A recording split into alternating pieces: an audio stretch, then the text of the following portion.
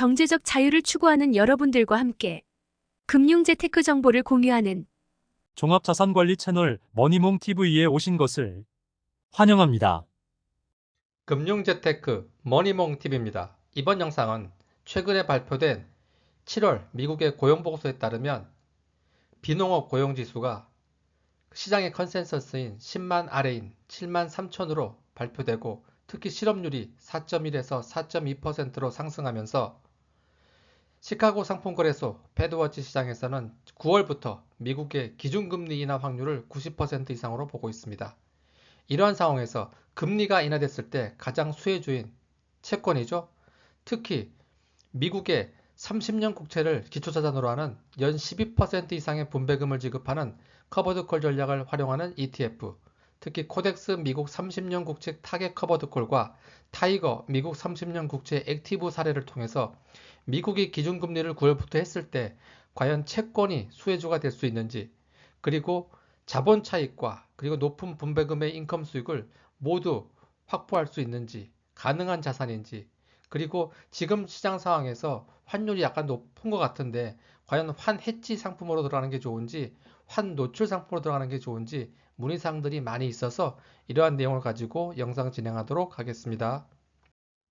자, 월배당 커버드콜 ETF 기초자산 금리의 인하의 수혜주죠. 미국 30년 국채입니다. 자, 대표적인 3대 안전자산이 있죠. 뭐가 있습니까? 달러, 그리고 금, 그리고 미국 국채입니다. 자, 이거는 이제 인컴 수익을 활용하는 월배당 ETF 기초자산 자료죠. 자, 국내에서 가장 많이 지금 여러분들께서 관심을 갖고 있는 게 코덱스 미국 30년 국채 타겟 커버드콜 전략을 활용하는 합성 환해지 상품입니다. 합성이 뭐죠?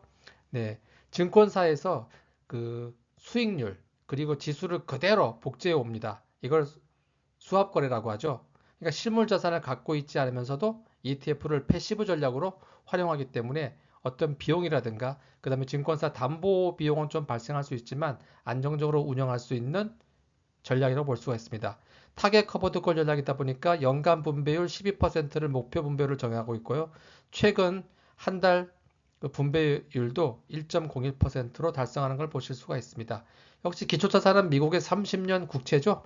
보통 통상 잔존 만기 한 20년 정도 남은 우리 보통 TLT라고 하는 걸 기초자산으로 하고 있다고 보시면 됩니다. 그리고 이 국채 같은 경우는 사실 변동성이 큽니까? 변동성이 그렇게 크지 않죠. 그러다 보니까 보통 그 박스권 장세에서 강할 수 있는 ATM, 위클리 옵션 전략을 통해서 혹시 콜옵션 매도 비중을 한 28% 이내로 하고 기초자산 상승률을 30%, 70% 이상으로 쫓아가는 것을 전략으로 삼고 있는 패시브 전략을 활용하고 있습니다. 그리고 분배금 지급 기준일이 15일인 월중 배당 상품입니다. 요거랑 좀 다른 형태면서도 많은 분들이 또 가입하고 있는 그 타이거에서 운영하고 있는 미국 30년 국채, 역시 커버드 콜, 요 이름에 나와 있듯이 액티브 전략, 환 해지형 상품이죠. 역시 목표 분배율은 연간 12%고요. 이번 달도 한 1% 정도 역시 달성하고 있는 걸 보실 수가 있습니다. 역시 똑같습니다. ATM 위클리 전략을 쓰고 있고요. 조금 다른 점은 아까는 이제 합성, 그 패시브 전략을 쓰고 있는데 이거는 시장 상황에 따라서 콜옵션 매도 비중을 딱 어떻게 타겟으로 정하지 않고 뭐 최소 20%에서 최대 50%, 100%까지 콜옵션 매도 비중을 그때그때 시장 상황에 따라서 조절함으로써 펀드 매니저의 액티브 전략을 적극적으로 활용하고 있습니다. 역시 환해지형 상품이고요. 요거는 위와 다르게 그 매달 30일을 분배금 지급 기준으로 하는 월말 배당형 상품이기 때문에 이 두 가지 채권을 다 보유하신다면 한 달에 두 번 배당을 받을 수 있는 또 장점도 있겠죠. 그럼 수익률 한번 볼까요? 6개월 최근 수익률을 보게 되면 우리 30년 국채, 그 TLT라고 하죠. TLT가 한 2% 정도 올랐습니다. 그러면 커버드 콜을 얼마나 쫓아갔을까요? 코덱스 합성 국채 같은 경우는 0.29%, 그 다음에 타이거 국채 같은 경우는 0.01, 거의 그 기초자산 상승률을 많이 쫓아가지 못한 것을 보실 수가 있기 때문에 역시 최근의 금리 변동성에서 미국 국채를 기초자산으로 하는 커버드콜 같은 경우는 수익률 상승률 측면에서는 좀 아쉬움이 있다 이렇게 보실 수가 있습니다. 통상 그 기초자산이 미국 30년 국채, 잔존 만기 한 20년 정도 남은 TLT인데 요거는 보통 그 30년 국채다 보니까 두레이션이 어떻게 짧습니까? 깁니까? 듀레이션이 뭐죠? 예, 금리 변동에 따른 채권 가격에 민감하다고 합니다. 통상 말해가지고 우리 TLT 같은 경우는 보통 듀레이션이 한 15.6년이고 그 다음에 TLT 3배짜리 있죠? 우리 그 레버리지 상품 뭐죠? TMF 같은 경우는 통상 50년입니다. 그러면 금리가 1% 떨어질 때 15% 또는 최대 뭐 4, 50% 정도의 수익률이 왔다 갔다 한다. 그러니까 듀레이션이 크기 때문에 변동성이 크다는 걸 보실 수가 있고 그러므로 금리의 방향성이 상당히 중요하죠. 향후 사이클이 인상보다는 인하 쪽으로 갔을 때 들어가는 게 가장 좋다는 겁니다. 하지만 최근에 그 기준금리가 이제 9월부터 약간 그 미국의 노동시장이 조금 식으면서 이제 하락하는 쪽으로 아니면 50bp 비컷으로 갈 수도 있다. 이렇게 보는 전망도 많이 나오고 있습니다. 그래서 기준금리를 쫓아가는 게 단기채권. 그 다음에 최근에 10년물 단기채권 같은 경우는 어떻습니까? 미국에 많이 떨어졌죠. 그래서 3.6, 3.7까지 지금 떨어져 있는 상태고요. 하지만 10년물, 20년물, 30년물 같은 장기 채권 금리는 기준금리를 쫓아가는 게 아니죠. 뭘 쫓아갑니까? 향후 미국 경제가 성장하느냐, 아니면 리세션, 침체로 빠지느냐, 물가가 재반등하느냐, 그렇지 않고 물가가 잡히느냐, 그 다음에 채권에 대한 수급이 수요가 꾸준히 증가하느냐, 수요가 없느냐에 따라서 장기 채권은 민감하게 반응하고 있습니다. 그러다 보니까 최근에 장기 채권은 뭐 얼마 전까지는 10년물 같은 경우는 뭐 한 4.5, 30년물 같은 경우는 5%까지 올라갔다가 최근에 한 4.2선에서 10년물이 움직이는 걸 볼 수 있습니다. 지금 트럼프 행정부 같은 경우에 그 정부 정책은 약달러입니다. 그러니까 관세 정책이 다 마무리되고 미국 기업들이 계속 돈을 벌 수 있는 약달러 환경을 조성하는 게 첫째 목표고요. 그리고 그 감세안 통과 이후에 여러 가지 재정 적자라든가 그 다음에 그 확충된 재정을 그 확보하기 위해서 채권을 많이 발행해야겠죠. 하지만 10년물 금리가 보통 그 채권 이자를 결정하는 역할을 하고 있는데 10년물 금리가 높으면 채권 이자로 나가는 게 너무 많기 때문에 그 이자 비용을 줄이기 위해서라도 채권 10년물 금리는 지금 4% 초반대로 지금 하향 안정되는 것을 목표로 하고 있는 게 지금 정부의 방향이다 이렇게 보실 수가 있습니다. 과연 경기 침체만 오지 않는 상태에서 9월부터 또는 세 차례에 걸쳐서 기준금리가 인하된다면 아마 주식시장에도 좋은 긍정적인 영향이 올 거라고 볼 수가 있습니다. 그럼 과연 경기 침체, 아래 공포가 올까요? 여러 가지 뭐 PMI 지표라든가 여러 가지도 볼 수도 있겠지만 개인적으로는 그 하이힐드 스프레드, 미국의 국채와 특히 그 회사채 중에서도 신용등급이 트리플 B 이상인 그 우리 정크본드라고 하죠. 하이힐드 회사채와의 그 금리 차가 이게 스프레드라고 하는데 통상 이걸 보면 경기 침체가 있는지 없는지를 볼 수가 있습니다. 현재 한 450에서 550 베이시스 포인트 사이에서 움직이고 있는데 지금은 아주 정상적이죠. 경기 침체는 없다고 봅니다. 통상 예전에 코로나 사태라든가 그 다음에 글로벌 금융위기가 발생했을 때는 이게 750bp, 800까지 올라갔기 때문에 통상 600 베이시스 포인트 이상만 올라가지 않는다면 경기 침체는 없다. 이렇게 보시면 되고요. 인플레이션의 재반등은 우리 보통 그 CPI라는 그 소비 지출과 그 다음에 PC라는 개인 소비 지출 두 가지를 많이 보죠. 연준에서 주로 보는 게 헤드라인 CPI 지금 한 2.4 정도고요. 그 다음에 그 PC 중에서도 주거비와 그 다음에 또 뭐 식료품 가격을 뺀 그 인플레이션 지표를 보는 걸 코PC라고 하죠. 이것도 한 2.8 정도, 한 2% 생대로 선에서 아직까지 묶이고 있기 때문에 아직까지는 관세에 따른 재반등 효과는 나타나지 않는다고 보실 수가 있습니다. 그렇기 때문에 채권 투자에는 지금이 좀 이제 좋은 환경이 조성되지 않나 이렇게 볼 수가 있습니다. 분배금 성장 볼까요? 코덱스를 사례를 보게 되면 1월 달에 1좌당 분배금이 91원, 3월 달에 95원, 5월 달에 90원, 6월 달에 88원, 7월에 86원. 약간 소폭 분배금이 줄어든 걸 보실 수가 있습니다.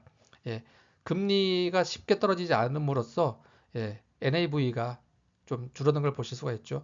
하지만 투자자 입장에서 한 가지 좋은 점은 요 상장 직전에 그 액면가 대비 현재 그 NAV 평가 가격이 그 마이너스 손실 구간에 있다 보니까 우리가 지금 약 12%의 연간 분배율을 받는 이 분배금이 과표 기준 가격에 포함되지 않고 있습니다. 2024년 11월 이후부터 과표에 포함되지 않기 때문에 지금 받고 있는 분배금은 뭐죠? 금소세라든가 건보료도 포함되지 않는다는 또 이런 또 장점도 가지고 있기 때문에 이것도 참고로 보시면 되겠습니다. 통상 채권이자나 분배금 같은 경우는 배당소득세 15.4% 과세가 됩니다. 그렇기 때문에 이런 과세가 싫으신 분들은 연금펀드라든가 우리 IS 계좌에서 이런 채권을 담게 되면 그 이자나 그 다음에 배당 분배금 받을 때 과세 이연 효과를 누릴 수가 있죠. 그렇기 때문에 또 종합과세라든가 건강보험료를 계속해서 좀 절세하고 싶으신 분들은 이런 절사 계좌를 활용하셔도 좋을 것 같습니다.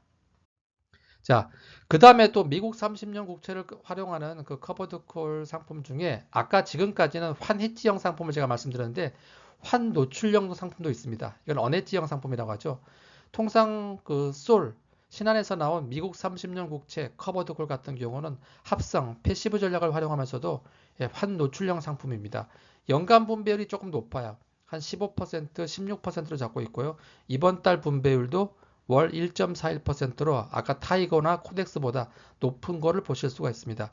기초자산은 미국의 30년 국채지만 그 한국경제신문에서 그 발표하는 지수죠. 미국 국채 20년과 커버드콜 지수를 활용하고 있고요.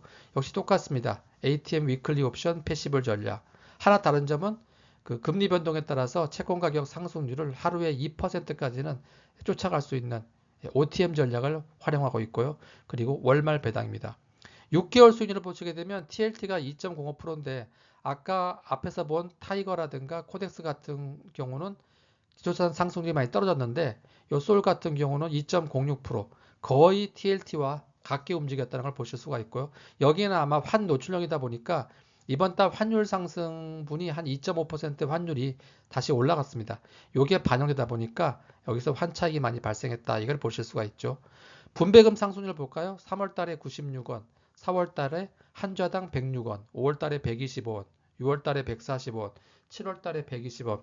오히려 아까 그 코덱스나 타이거에 비해서는 솔이 또 분배금 성장률도 꾸준히 상승하는 걸 보실 수가 있기 때문에 최근 한 6개월 동안의 성적을 보게 되면 미국 30년 국채를 활용하는 커버드콜 ETF 중에서는 분배금, 분배율, 그리고 분배금 성장성 측면에서 솔이 가장 좋았다. 이렇게 보시면 되겠습니다.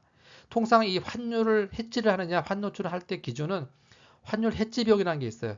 금리가 낮은 국가 또는 높은 국가에 투자할 때 발생하죠. 그러니까 금리가 낮은 국가, 우리나라 같은 경우 원화를 달러로 바꿀 때 발생합니다. 현재 미국의 기준금리가 상단이 4.5%죠.